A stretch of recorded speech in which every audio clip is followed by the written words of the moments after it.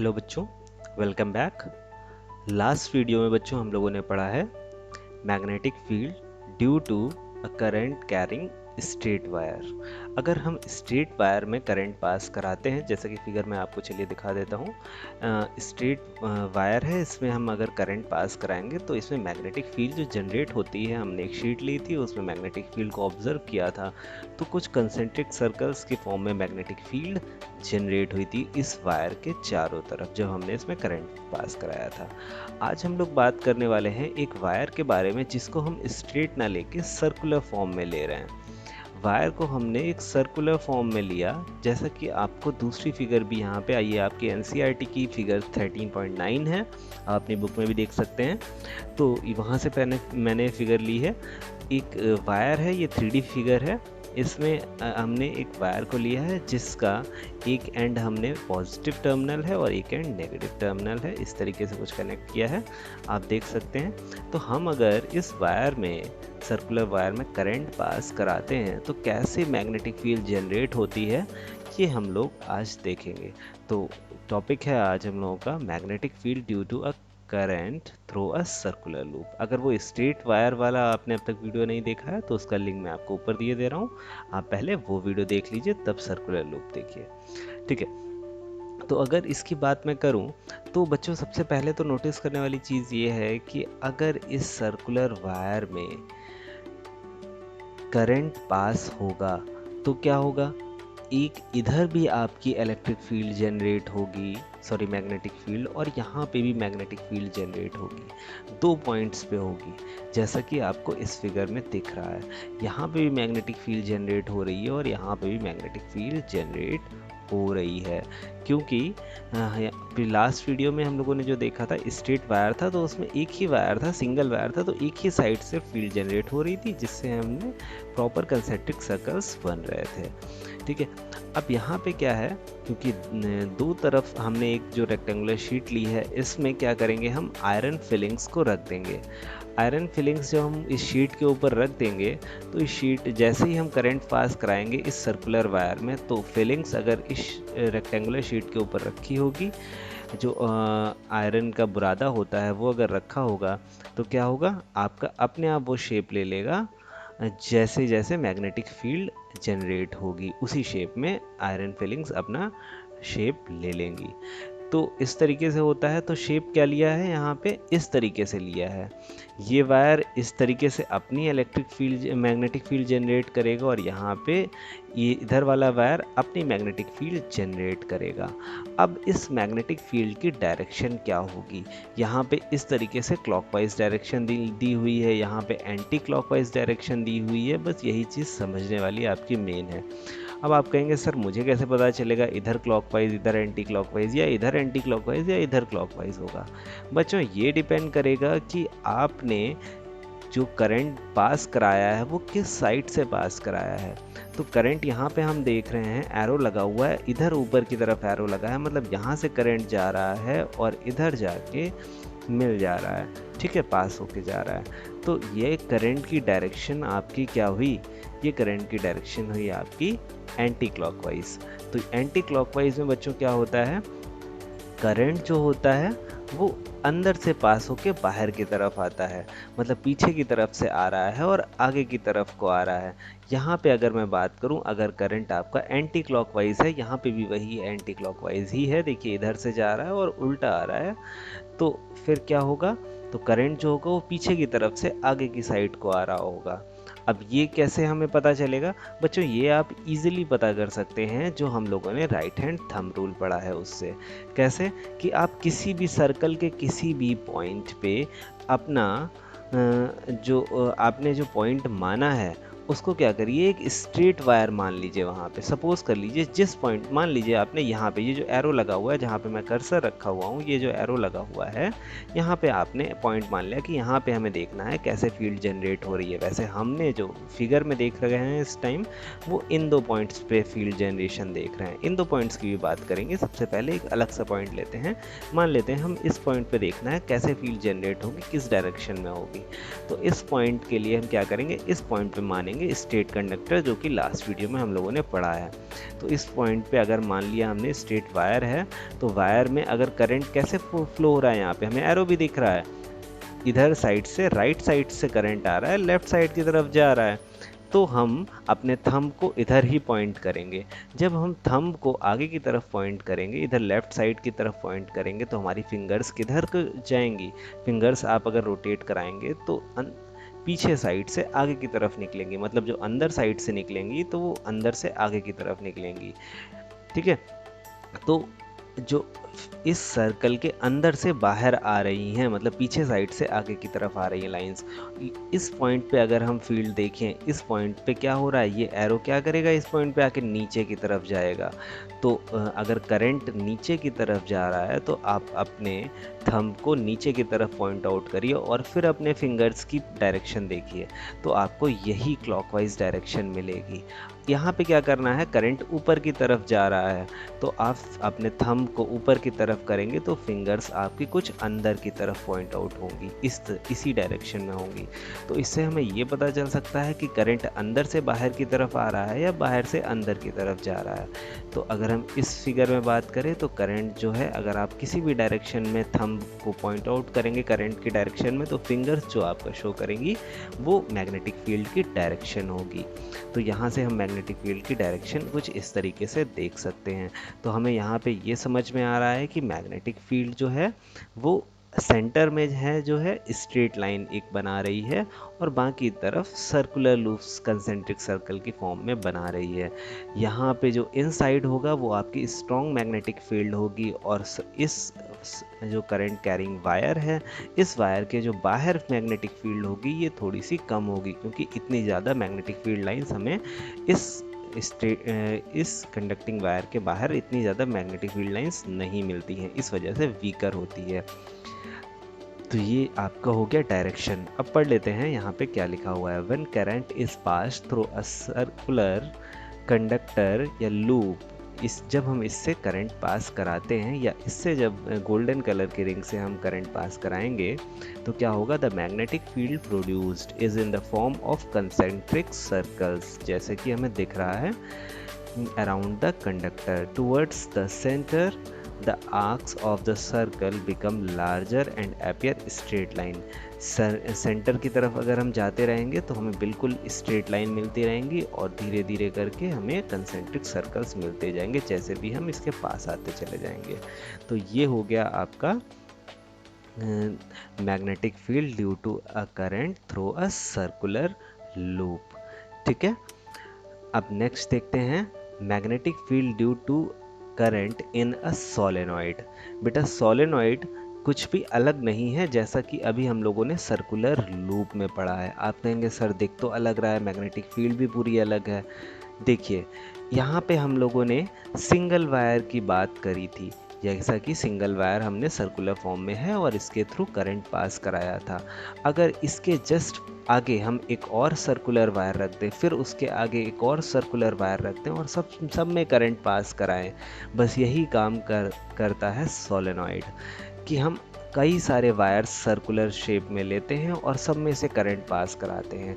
अब या तो एक ये चीज़ हो सकती है, हम कई सारे वायर एक के आगे एक रखें और सबसे अलग अलग करंट पास कराएं, या दूसरा काम ये हो सकता है कि हम सब वायर्स को आपस में कनेक्ट कर दें और हम पहले वायर से ही करंट पास कराएं और लास्ट में जाके नेगेटिव टर्मिनल से मिला दें। तो करंट क्या होगा, एक ही करंट सबसे पास होने लगेगा, तो हमें अलग अलग सबको करंट की सप्लाई देने की ज़रूरत नहीं पड़ेगी। तो हम सारे वायर्स को आपस में कनेक्ट कर देते हैं। ये वही सर्कुलर लूप है जिसको हमने एक सर्कुलर लूप अभी लास्ट टॉपिक जो अभी हम लोगों ने पढ़ा है सर्कुलर लूप वाला, तो यहाँ पे हम मल्टीपल सर्कुलर लूप्स ले लेते हैं और उसी को हम सोलेनॉइड बोलते हैं। सोलेनॉइड आपका एक जर्मन टर्म होता है जिसमें सोलेन का मतलब होता है पाइप और ऑइड्स का मतलब होता है शेप।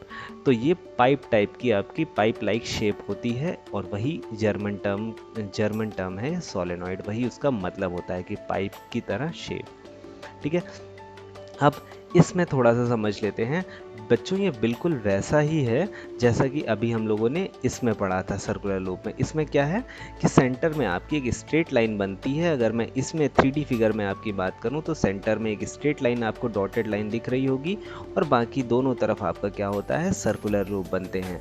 अब क्या होता है, ये स्ट्रेट लाइन कितनी देर तक स्ट्रेट रहती है डिपेंड करता है कि आपके यहाँ पे कितने लूप हैं। अगर जितने ज़्यादा पाइप टाइप के लूप होंगे, जितना लंबा पाइप होगा, उतनी देर तक ये स्ट्रेट लाइन बनेगी। बस यही आपका सोलेनॉइड में होता है। सोलेनॉइड में देखिए ये इतने सारे यहाँ पे हमने सर्कुलर लूप दिए हैं, तो ये उतनी लंबी स्ट्रेट लाइन बन रही है और उसके बाहर फिर वैसे ही आपका पूरा सर्कल कंप्लीट हो रहा है जैसा कि इसमें हो रहे हैं पूरे सर्कल कंप्लीट। यहाँ पे बाद के सर्कल आपके दिखाई नहीं गए हैं लेकिन फिर भी सर्कल कंप्लीट होंगे। ठीक है, तो बिल्कुल वैसा ही है सोलेनॉइड आपका। बस यहाँ पे एक सर्कुलर लूप की जगह मल्टीपल सर्कुलर कर दिए गए, उसको हम सोलेनॉइड बोल देते हैं। पढ़ लेते हैं सोलेनॉइड क्या बोल रहा है यहाँ पे। अ solenoid is a circular coil of wire in the shape of a cylinder. एक सिलेंडर की शेप होती है। When current flows through a solenoid, जब सोलेनॉइड में करंट फ्लो होता है, it behaves like a bar magnet. जब हमने स्टार्टिंग में बार मैग्नेट पढ़ा था तो बच्चों उसमें भी हमने देखा था कि अंदर जो बार मैग्नेट के होता है वो स्ट्रेट मैग्नेटिक फील्ड में स्ट्रेट मैग्नेटिक फील्ड लाइंस जो होती हैं वो स्ट्रेट होती हैं और बाहर जो होती हैं एक लूप फॉर्म करती हैं। तो वही यहाँ पे सोलेनॉइड में भी हो रहा है। जितना लंबा सोलेनॉइड होगा उतनी स्ट्रेट लाइंस, उतनी लंबी स्ट्रेट लाइंस होंगी। ठीक है, the ends of the solenoid behaves like north and south poles of a magnet. जैसा कि हमें दिख रहा है कि एक तरफ से मैग्नेटिक फील्ड लाइंस निकल रही हैं और दूसरी तरफ जाके मिल रही हैं। यहाँ पे भी बच्चों डायरेक्शन मेन होती है, अभी हम डायरेक्शन भी देखेंगे। फिलहाल समझिए एक तरफ से निकल रही हैं, इमर्ज हो रही हैं और दूसरी तरफ जाके क्या हो रही हैं, मर्ज हो रही हैं। तो इमर्ज और मर्ज का प्रोसेस चलता रहता है जब तक हम करंट को फ्लो कराते हैं। The magnetic field produced by a solenoid is similar to magnetic field produced by a bar magnet, जैसा कि मैंने आपको बता दिया। The strength of magnetic field depends upon the strength of the current. जितना ज़्यादा हम करंट पास कराएंगे, जितना ज़्यादा एम्पियर होगा करंट का, उतनी ज़्यादा मैग्नेटिक फील्ड लाइंस हमें मिलेंगी या उतना ज़्यादा मैग्नेटिज्म हमें मिलेगा, उतनी ज़्यादा स्ट्रेंथ होगी उसकी।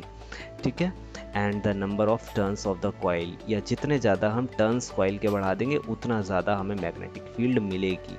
ठीक है, यहाँ से ये चीज़ समझ में आती है बच्चों। इसमें एक एक्स्ट्रा पॉइंट जो मैं आपको बता देता हूँ वो एक डायरेक्शन का होगा और दूसरा ये होगा, अगर हम इसके अंदर सॉफ्ट आयरन का एक पाइप डाल देते हैं, सॉफ्ट आयरन का पाइप, ध्यान रखिएगा, तो क्या होगा, वहाँ से इसका मैग्नेटिज्म और बढ़ जाता है। आप कहेंगे सॉफ्ट आयरन मतलब आयरन तकिए की तरह सॉफ्ट होता है? नहीं बच्चों, ये आयरन की एक प्रॉपर्टी होती है।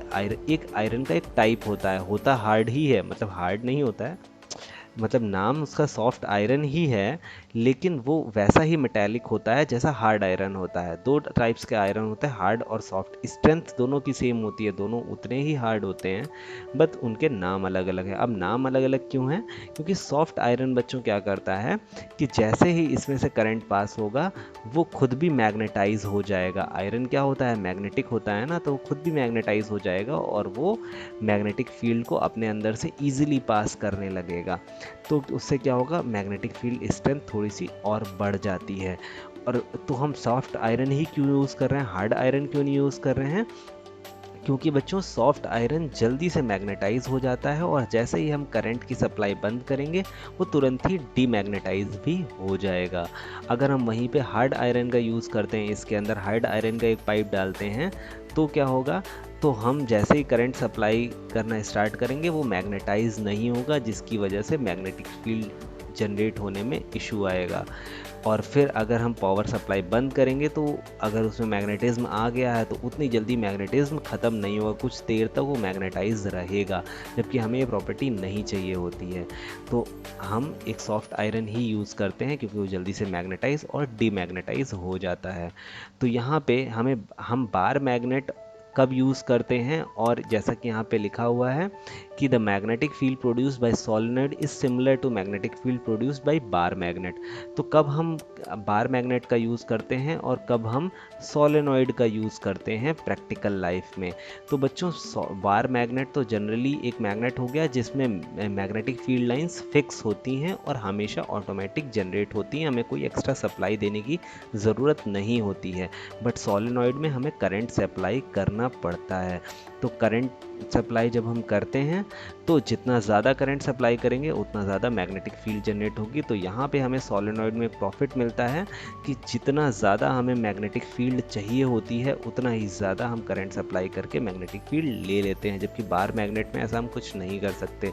तो मेडिकल इक्विपमेंट्स में, MIR में या कहीं भी, तो वहाँ पे हम ये यूज़ कर सकते हैं। ये मैग्नेटिक फील्ड जनरेट कराने के लिए हम सोलेनॉइड का यूज़ करते भी हैं, ठीक है। लेकिन बार मैग्नेट का यूज़ अदर जगह पे करते हैं जहाँ पे फिक्स मैग्नेटिक फील्ड हमें चाहिए होती है और लॉन्ग टर्म के लिए चाहिए होती है, जहाँ पे हमें पावर सप्लाई को सेव करना होता है, ठीक है। ये हो गया। अब बात आती है डायरेक्शन की। तो डायरेक्शन बच्चों यहाँ पे बिल्कुल वैसा ही निकलेगा कि आपका करंट किस डायरेक्शन में फ्लो हो रहा है। जैसा कि हम करंट यहाँ पे रेड से आपको दिखा रहे हैं, करंट यहाँ से सप्लाई हो रहा है, यहाँ से सप्लाई हो रहा है, तो ये होगा। अब आप क्या करेंगे, थंब को करंट की डायरेक्शन में रखेंगे और आपको ईजिली पता चल जाएगा कि आपकी magnetic field right to left जानी चाहिए या लेफ्ट टू राइट जानी चाहिए। आप किसी भी पॉइंट पे रख के मैग्नेटिक फील्ड की डायरेक्शन देख सकते हैं अपनी फिंगर्स की डायरेक्शन से, आपको यही डायरेक्शन मिलेगी, ठीक है। तो ये हो गया। आपको अगर इसकी एक प्रैक्टिकल फिगर चाहिए है कैसा सच में सोलेनॉइड होता है तो मैं आपको दिखा देता हूँ बच्चों। ये आपका देखिए, ये मैग्नेटिक फील्ड लाइंस तो ब्लू कलर से जो बनी है ये तो इमेजनरी हैं जो बनाई गई हैं, ये सिर्फ ऑब्जर्वेशन है, लेकिन आपका सोलेनॉइड सच में इस तरीके से होता है कुछ, ठीक है, जैसा कि करंट फ्लो हो रहा है। तो ये हो गया आपका सोलेनॉइड। अब नेक्स्ट वीडियो में हम लोग कुछ नेक्स्ट पढ़ेंगे, लेकिन उससे पहले हम लोग कुछ क्वेश्चंस को डिस्कस कर लेते हैं बच्चों, जो आपकी NCERT बुक में है। तो बच्चों आज हम लोगों ने यहाँ से पढ़ा है magnetic field due to a current through a circular loop, जो कि सर्कुलर लूप में सबसे पहले हमने मैग्नेटिक फील्ड लाइंस की डायरेक्शन को समझा। फिर उसके बाद हम लोगों ने 3D फिगर भी देखी कि कैसे इस सर्कुलर लूप में मैग्नेटिक फील्ड लाइंस जनरेट होती हैं।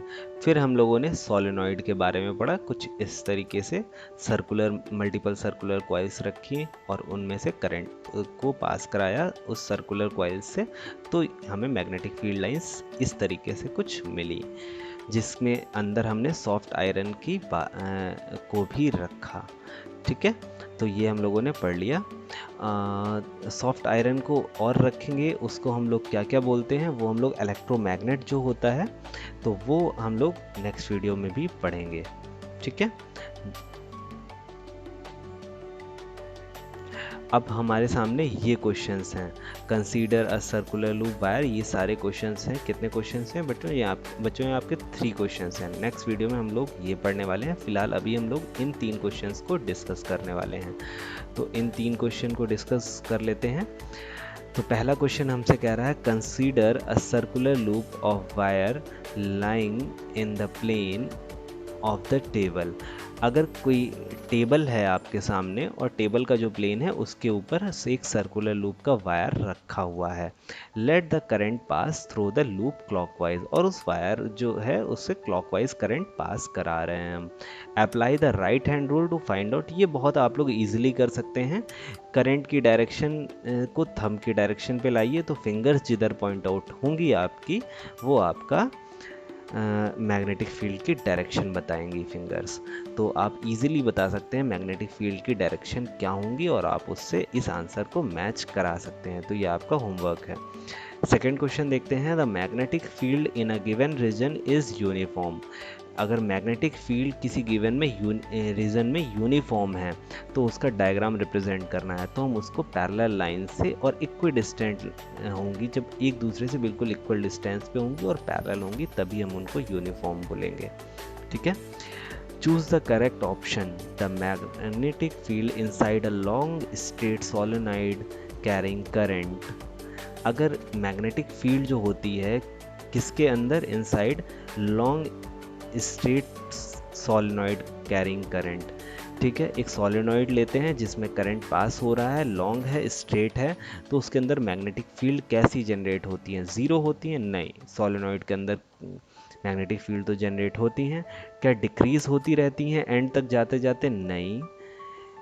क्या है, इंक्रीज होती रहती हैं आगे जाते जाते? नहीं।